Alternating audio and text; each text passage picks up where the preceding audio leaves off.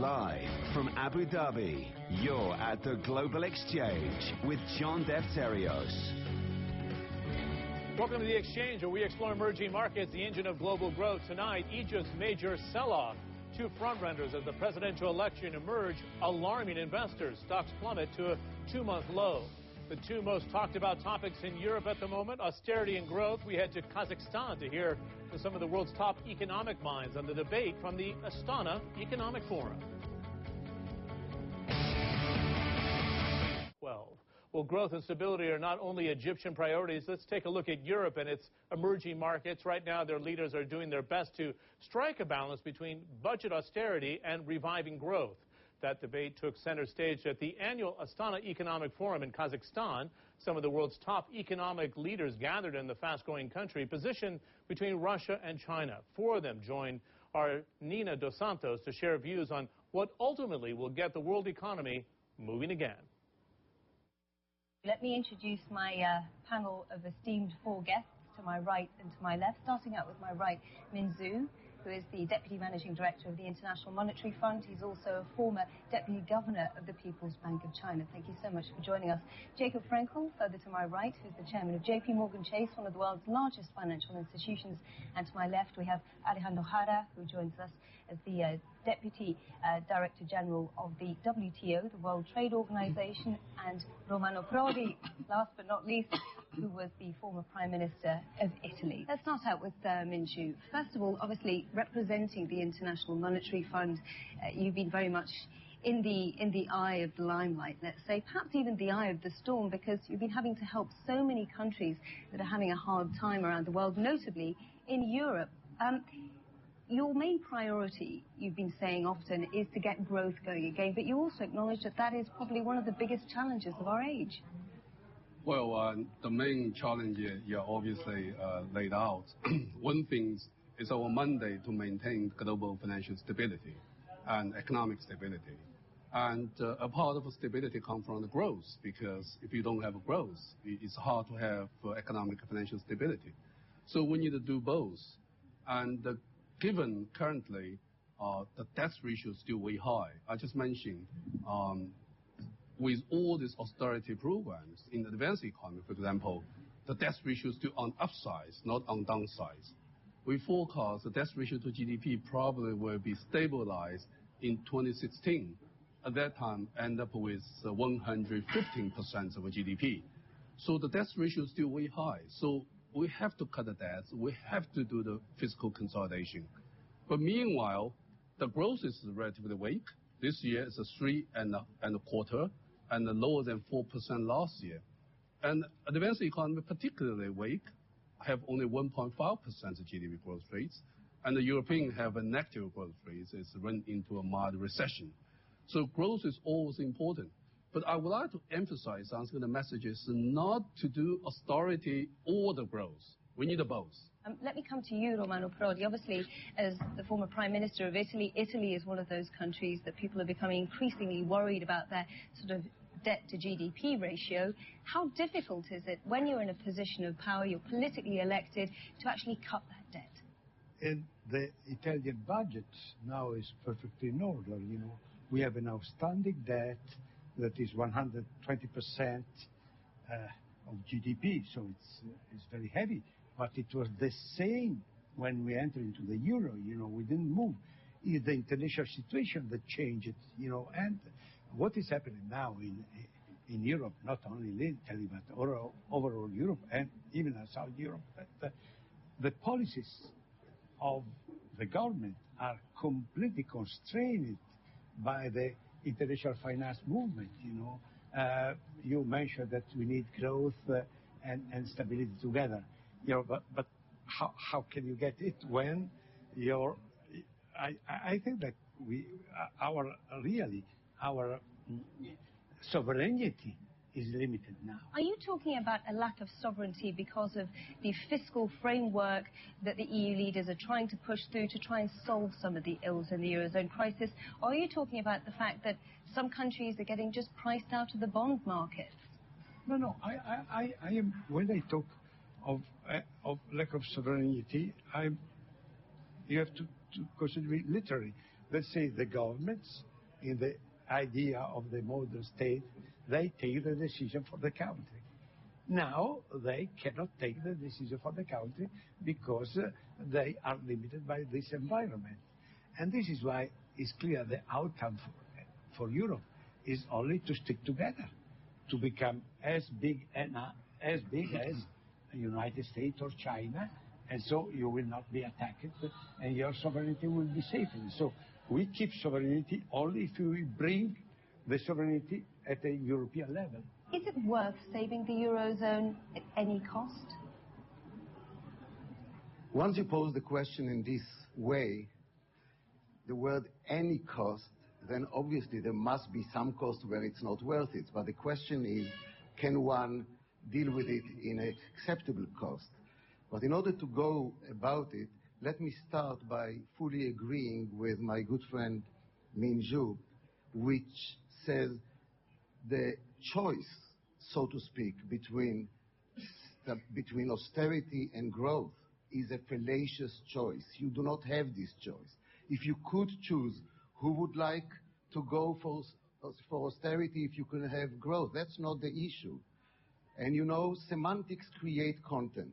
I do suggest that we replace the word austerity with the word responsibility. And we replace the word growth with the word sustainable growth. And once you put it in this content, and you have sustainable growth as an objective, you are forced to think into the medium term and not take shortcuts that give you 1 year boost with long debt thereafter. In terms of the euro, you know, we are talking here about euro is not just a currency. Euro is a system. What we see now, people say there is a crisis in the euro. Others say crisis in the euro system. Euro is a manifestation of the system. Let's face it, at the present time, the members of the Eurozone are very, very different in many dimensions. When we come back, we'll hear more from our panel in Astana, especially one of the lessons Europe could learn from developing markets. But first, Marketplace Africa is right after the break. 89. We want to now return you to Kazakhstan and the CNN discussion at the Astana Economic Forum. In part one, the conversation centered on Europe and the fierce debate over austerity and growth. Now the discussion shifts to the developing countries and their role in the global economy. The European crisis is important in world economy, and President Obama is very, very worried that the European crisis can modify also the American policy, you know, because Europe is a giant. We are really still number one in world economy, but we are divided. We are divided. This is the problem, you know. But going to Kazakhstan, really, the country is a key country in the sense that geographically, you know, is an enormous country, bigger than Europe in terms of area, yep, in terms of surface, one of the biggest in the world, you know, after Russia, Canada, and Brazil is the biggest of the world. Place it strategically between East and West, and with a lot of natural resources. And so they are using this for changing the economy, until now is really a great success. But clearly now the economy is still dependent on the price of raw material, you know. So it's similar from this point of view to the Russian economy. You may have a very prosperous budget and surplus to jump and to invest only in the price of oil, coal, and so on. They have been very successful when they had a banking crisis in tackling it immediately. That is one of the big successes that Kazakhstan has had too. Could we learn something, given the fact that Europe is facing perhaps a systemic banking crisis of its own?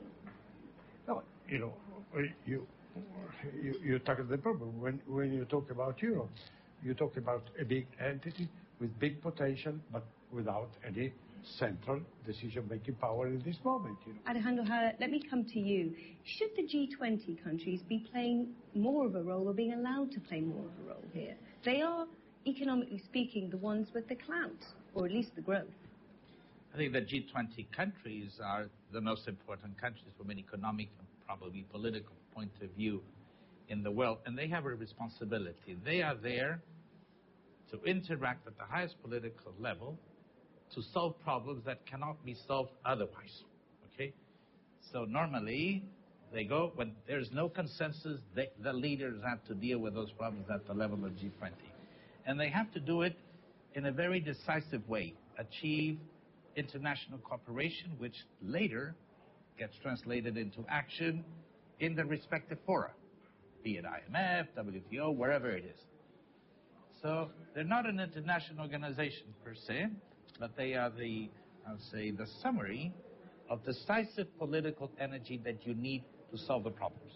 And in this world, I heard some time ago a president of Central Bank of Latin American country say, I am sure the politicians take the right decisions at the end of the day. The problem is that the markets don't wait for them. You have to step in sooner, you have to be decisive, and you have to get good functional political institutions to be able to react quickly to the kinds of problems. And in this sense, in this atmosphere, you need international, better and more international cooperation among countries, and the G20 has a decisive role to play in that respect. Well, Minju, you're obviously the embodiment of that, really, aren't you? Now as Deputy MD of the International Monetary Fund, you know, you are Deputy Governor of the People's Bank of China. The G20 countries, should they be allowed to step up to the table and play more of a role? It seems to me G20 should play more important role. They represent 85% of global GDP. And G20 worked well in 2008 and 09, you know, getting all the countries together, put the money on the table, did the stimulus, pull the global economy out of a big potential recessions. And they could, and they should do more. It's not an accident that Latin America, that was the place where so many crises started, came out clean this time. It's not an accident that Southeast Asia, that had the Asian crisis, came out clean this time. Why is it?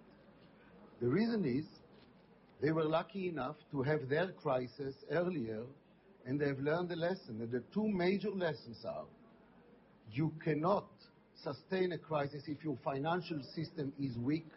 You must have strong banks, highly required capital ratios, and number one. Number two, your budget must be in line. And I think that those two lessons that the previous crisis-prone countries learned, this time it is for the advanced economy. Number three, G20 IMF. I think that any grouping helps if it can do something. But let's face it, there is a fundamental difference between all the groups and the IMF or the World Bank for that matter. The IMF has a legal mandate, a legal structure, a legal backing of countries that have committed to underwrite it, to pay their dues and all the rest.